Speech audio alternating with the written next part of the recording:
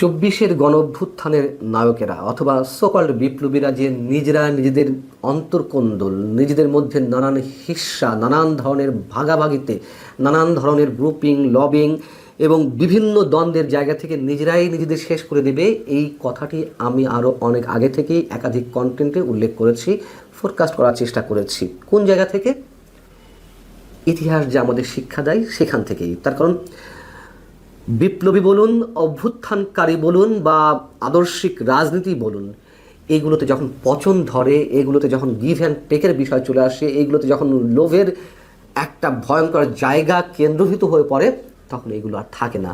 এবং এই বিপ্লবীদের, কথিত বিপ্লবীর ক্ষেত্রে আমরা সেই বিষয়গুলোই দিনে দিনে স্পষ্ট হতে দেখছি, এবং তারা যে শেষ হওয়ার পথে সেগুলো আমাদের সামনে খুব দ্রুত গতিতে প্রকাশ পাচ্ছে।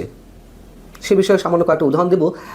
অন্যদিক থেকেও আমরা এই বিষয়টা আলোচনা নিয়ে আসতে পারি। মাত্র একদিন আগে বাংলা ভিশনে স্থানীয় সরকার বিষয়ক উপদেষ্টা আসিফ মাহমুদ সজীব ভুঁইয়া কিংবা তার বাবা বিল্লাল হোসেনকে নিয়ে যে দীর্ঘ অনুসন্ধানমূলক প্রতিবেদন প্রচারিত হলো, সেটি নিয়েও আমরা বর্তমান সময়ের রাজনীতি, কথিত বিপ্লবীদের লোভাতুর বা লোভনীয় টার্গেট এবং গণমাধ্যমের চারিত্রিক বৈশিষ্ট্য নিয়ে একই সঙ্গে আলোচনা করতে পারি।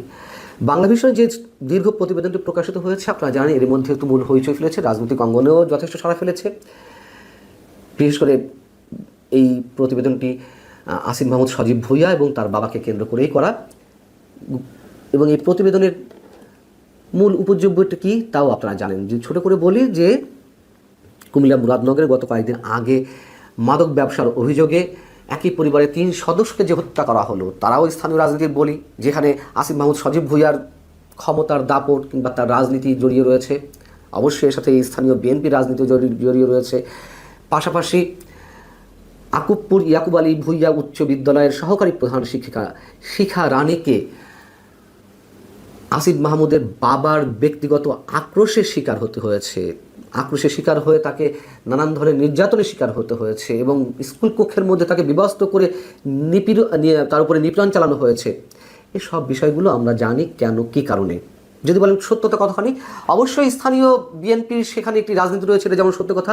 পাশাপাশি আসিফ মাহমুদ সজীব ভুঁইয়ার যেই ক্ষমতার দাপট এবং তার দাপটের প্রভাবে তার বাবার যেই লোকাল পলিটিক্স বলি কিংবা তার দাম্ভিকতা, সব কিছুরও অবশ্যই একটা সত্যতা রয়েছে।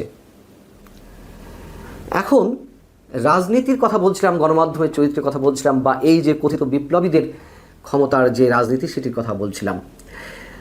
এনসিপির নেতারা অভিযোগ তুলেছে, যেহেতু ইশরাক হোসেন মেয়র হতে পারেননি আসিফ মাহমুদ সজীব ভুঁইয়ার কারণে, মানে মেয়রের চেয়ারে বসতে পারেননি, সেই আক্রোশের জায়গা থেকে ইশরাক হোসেন এই রিপোর্টটি করিয়েছেন। কেন? তিনি বাংলা ভিশনের ব্যবস্থাপনা পরিচালকের দায়িত্বে রয়েছেন। আচ্ছা, এনসিপি কেন আসিফ মাহমুদের বিষয়ে বারবার কথা বলে? এর আগেও তারা এই মেয়র পদ নিয়ে, ঢাকা দক্ষিণ সিটি কর্পোরেশনের মেয়র পদ নিয়ে তারা মন্তব্য করেছে ইশরাক হোসেনের বিরুদ্ধে। আসিফ মাহমুদ সজীব ভুঁইয়া তো সরকারি উপদেষ্টা, তার সাথে নাকি এনসিপির কোনো সম্পর্ক নেই। তাহলে আবারও কেন তারা এই বিষয়ে কথা বলল? 1, 2 হচ্ছে আবার আসিফ মাহমুদ সজীব ভুঁইয়া তিনি নিজেও অভিযোগ তুলেছেন তার ফেসবুক স্ট্যাটাসে যে ইশরাক হোসেন তার ব্যক্তিগত আক্রোশ থেকে তার বিরুদ্ধে অপপ্রচারে নেমেছেন তার দখলকৃত প্রতিষ্ঠানে। প্রথম কথা হচ্ছে, এটি মোটেই দখলকৃত প্রতিষ্ঠান নয় ইশরাক হোসেনের। আমরা সবাই জানি বাংলা ভিশনের অন্যতম বড় শেয়ার হোল্ডার ছিলেন ইশরাকের বাবা সাদেক হোসেন খোকা সাহেব। তো এটি মোটেই তার দখলকৃত প্রতিষ্ঠান নয়। এবার আসুন মূল কথায়, যে অন্য কোনো প্রতিষ্ঠানে হলো না, তাহলে বাংলা ভিশনে এ ধরনের রিপোর্ট প্রকাশ পেলো বা প্রচার হলো কেন?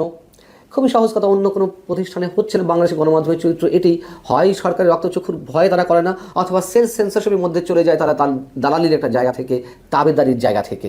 সে বিষয়টি আমরা দেখছি। হাতে গোনা 2-1টি গণমাধ্যম ছাড়া সবাই এই ক্যাটাগরির বা এই শ্রেণীতেই পড়ে। এবং ক্ষমতা কেন্দ্রিক রাজনীতির যে অপব্যবহার, ক্ষমতার দাপটের যে বহিঃপ্রকাশ, আমরা এই সোকল্ড বিপ্লবীদের রাজনীতিতেও দেখছি। অনেক বিষয় একই সঙ্গে আলোচনা করা যায়। এবং এই যে অসংখ্য অভিযোগ সামাজিক যোগাযোগ মাধ্যমে বা বিভিন্ন সোর্সে আমরা জানতে পারছি, এগুলো নিয়ে তেমন কোনো বক্তব্য বা রিপোর্টিং কোনো গণমাধ্যমে নেই। হাতে গোনা 2-1টি গণমাধ্যমের কথা আলাদা, সেটা আমি আগেই বলেছি, এখনও বলছি।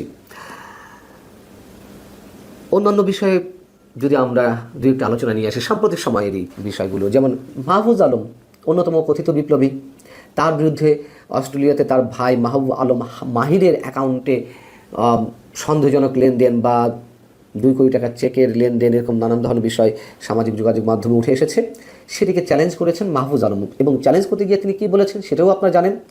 নিজেদের মধ্যকার যেই ক্ষমতার রেষারেষি, দ্বন্দ্ব, ভাগাভাগির এক ধরনের অমীমাংসা জায়গা থেকে তারা একে অন্যের পিছনে লেগে উঠেছে। যেমন মাহফুজ আলম কী বলছেন, তিনি বলছেন যে আজকাল অনেকের লেজ কাটা যাচ্ছে বলে আমার বিরুদ্ধেও লেগেছেন। খেয়াল করুন, নতুন একটি দলের কয়েকজন মহারথী এতে জড়িত। নতুন দল কোনটি? এনসিপি। তার মহারথী কারা? এই যে আসিফ মাহমুদ সজীব ভুইয়া কিংবা নাহিদ ইসলাম অথবা সার্জিস আলম, হাসনাত আবদুল্লাহ কিংবা নাসিরুদ্দিন পাটোয়ারি, এরাই তো। এবং আপনাদের মনে থাকার কথা, এই যে এনসিপি বা জাতীয় নাগরিক পার্টির একটি বড় পদে বা শীর্ষ পদে মাহফুজ আলম বসাতে চেয়েছিলেন তার নিজের বড় ভাই মাহবুব আলমকে, তিনি কিন্তু পারেননি। এবং নিজেদের মধ্যে যে একটা চরম দ্বন্দ্ব শুরু হয়ে গেছে, এটাও আমরা বুঝতে পারছি, যার জায়গা থেকে তিনি এই মন্তব্য করেছেন। এবং তিনি বলছেন সব সত্যই প্রকাশ পাবে। একটা সার্কেলের প্রায় সবাই যখন দুর্নীতিগ্রস্ত, একজন কোনো টাকা ধরছে না বা দুর্নীতি করছে না, এটা কার সহ্য হবে? অর্থাৎ এনসিপির আর যে নেতা রয়েছেন তারা সবাই দুর্নীতিগ্রস্ত, এবং তারা যে সবাই দুর্নীতিগ্রস্ত এরকম নানান ধরনের অভিযোগ তো আমরা পাচ্ছি, কেউ তো রেহাই পাচ্ছেন না। সার্জিস আলম, হাসান আবদুল্লাহ কিংবা নাহিদ ইসলাম মন্ত্রী থাকা অবস্থায় তার এপিএসে যে দুর্নীতি, অথবা আর যারা রয়েছেন সবার বিরুদ্ধে তো কম বেশি অভিযোগ উঠছে এনসিপির অন্যান্য পর্যায়ের নেতাদের বিরুদ্ধে। সো সেই জায়গা থেকে মাহফুজ আলমের বিরুদ্ধে দুর্নীতির অভিযোগটি প্রথম এলো, এবং এটিকে তিনি মেন করেছেন যে তার বিরুদ্ধে কেউ লেগেছে। হ্যাঁ, আমরা মাহফুজ আলমের বিরুদ্ধে বা আমি ব্যক্তিগতভাবে মাহফুজ আলমের আদর্শিক জায়গা থেকে অনেক ধরনের প্রশ্ন তুলেছি, অনেক বড় বড় প্রশ্ন তুলেছি। তবে দুর্নীতি এই জায়গাটিতে সম্ভবত আমরা সার্টিফিকেট দিতে চাই না, তো এখনও পর্যন্ত তেমন সুনির্দিষ্ট কিছু পাওয়া যায়নি। মাত্র একদিন আগে যে বিষয়টি ভাইরাল হয়েছে সামাজিক যোগাযোগ মাধ্যমে, তার মানে অস্ট্রেলিয়াতে সিডনিতে তার বড় ভাইয়ের অ্যাকাউন্টে এই কোটি টাকার যে লেনদেন, সেটি ছাড়া আর কোনো অভিযোগ এখনও পায়নি। তবে তিনি যে প্রসঙ্গটি তুলেছেন সেটি আমাদের ধর্তব্য বিষয়, এবং তিনি সেখানে বলছেন আমার নিকৃষ্ট শত্রুরাও গত 12 মাসে আমার বিরুদ্ধে সব অভিযোগ করলেও দুর্নীতি বা আর্থিক অসঙ্গতির কোনো অভিযোগ করেনি। একটি নতুন দলের মহারথীদের অনেক অসুবিধা হচ্ছে তাতে।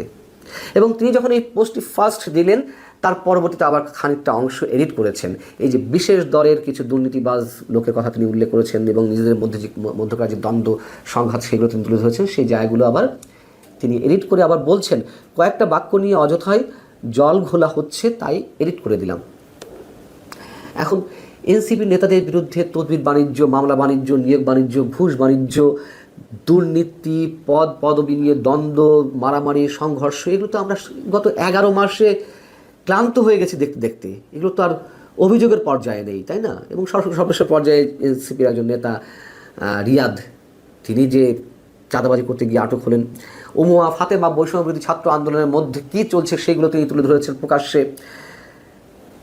অতএব গণঅভ্যুত্থানের নায়কেরা লণ্ডভণ্ড হতে চলেছেন, তারা আর সাধারণ মানুষের মধ্যে সম্ভবত আর মানে খুব বেশি দিনের জন্য কোনো ধরনের কোনো গ্রহণযোগ্যতা ধরে রাখতে পারবে না। এটি আমাদের ধারণা, এবং এটি ইতিহাসের শিক্ষা।